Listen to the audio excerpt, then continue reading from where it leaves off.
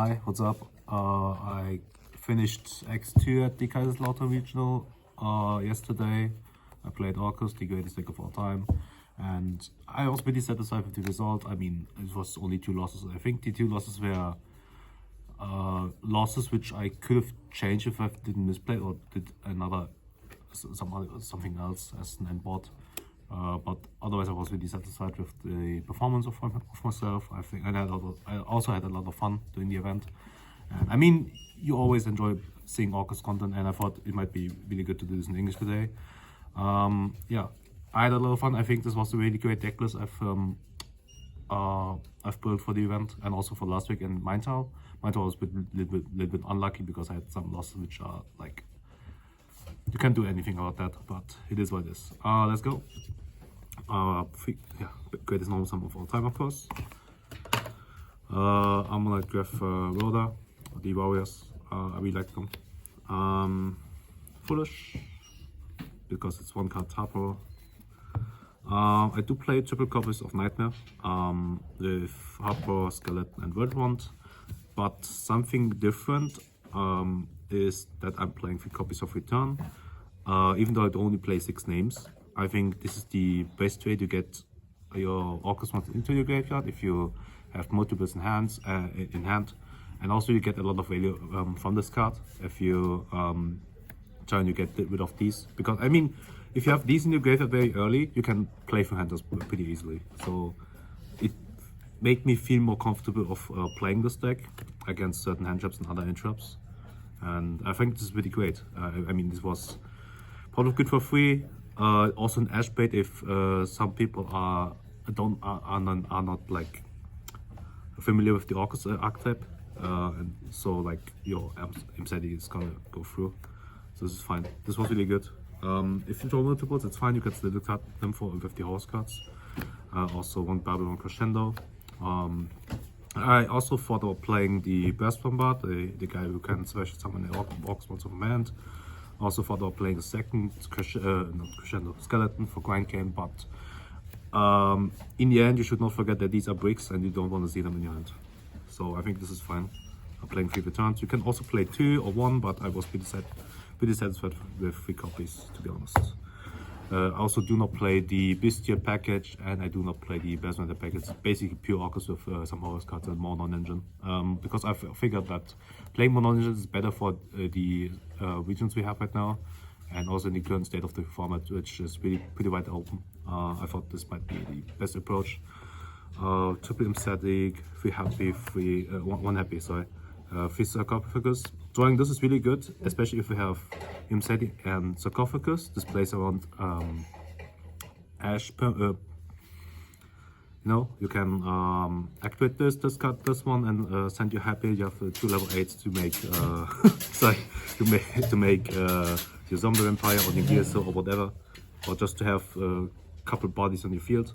I think this was a really great idea of playing a 3rd copy. Also, something really cool about this is if you draw multiples of these, or if you have multiples of this in your hand, some people do not expect the other one in your hand, to be honest, because they only think like, okay, this guy is only playing 1 or 2 copies of sarcophagus. No, I'm actually playing 3 because this is also a really great extender if you're getting hand trap or something.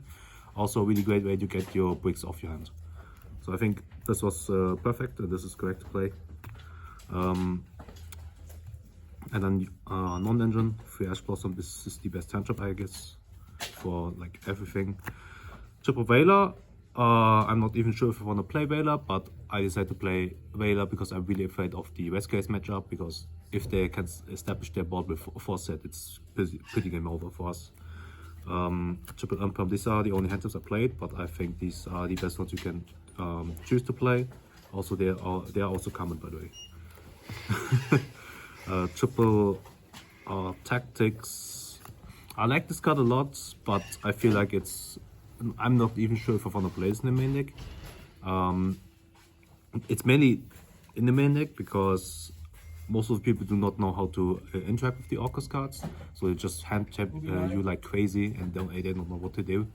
So like most of the players do play Joel against this matchup, and Joel does nothing against Orcust, so you can take advantage of that, whip another card from their hand, and they have to start with 4 cards in hand, at least. And you get some knowledge, so you can decide if you want to end on Crescendo, if you want on Babel, or whatever. This is really good, in theory, but it's really strange right now, because I'm not even sure if I want these in the main deck. It's, as I said before, the format is very wide open, so a lot of variety, which really annoys me, to be honest. Caught by really strong cards, should be banned.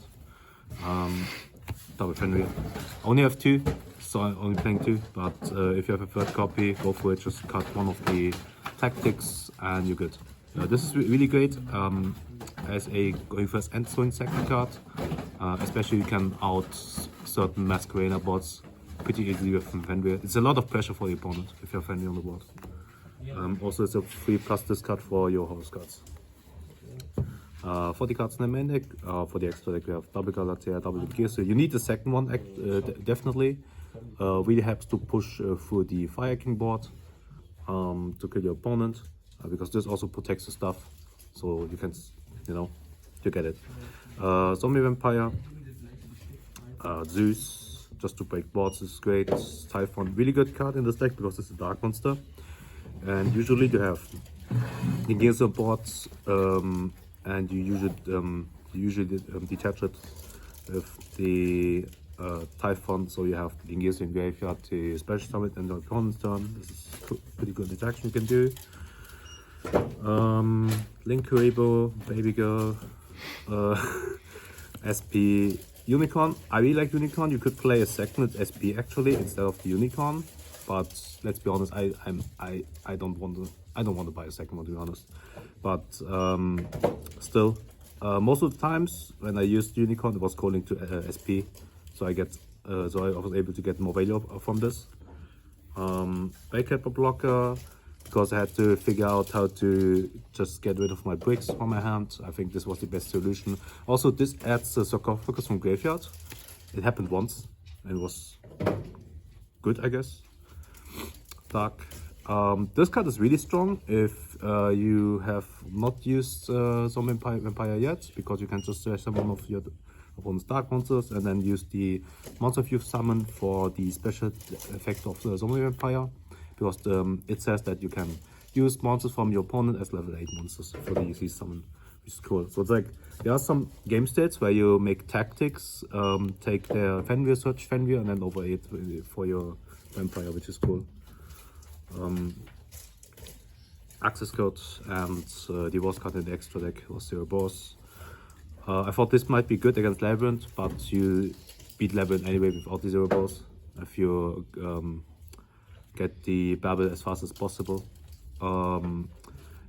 If you might notice, I do not play the Longirse. The honest reason is I don't know where my Longirse is, to be honest. I would cut this one for Longirse because I figured that in grind situations, I really need the Longirse to shuffle back multiples, to be honest, and also to clear some boards, because this also Longirse has the protection effect that it cannot be destroyed, which is kind of good if you play against Fire King. Side deck, it's I guess pretty basic. Triple Bell, Triple Crow. This was really good in my opinion. I played Nibiru and Maintal, but I decided to play DD Crow. I kind of miss Nib. It's a bit complicated to find the best side deck right now for me, or the best choices. But still, I was satisfied with the side deck. Triple Joel, Triple Cosmic, and Triple Evenly Matched. Yeah, this deck was great. I had a lot of fun, and yeah, last shoutouts. Shoutouts to my team, the main face. Shoutouts to everyone who traveled with me. Shoutouts to Sasha for his first regional top with Kashtir. And also shout out to my best friend Mirella. She's doing in Patreon.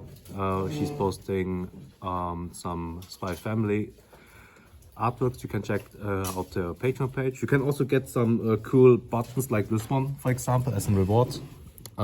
It's really worth it. It's really cute, and I really like her art. Yeah, I will put a link in the description. And thank you guys for watching. See you next time.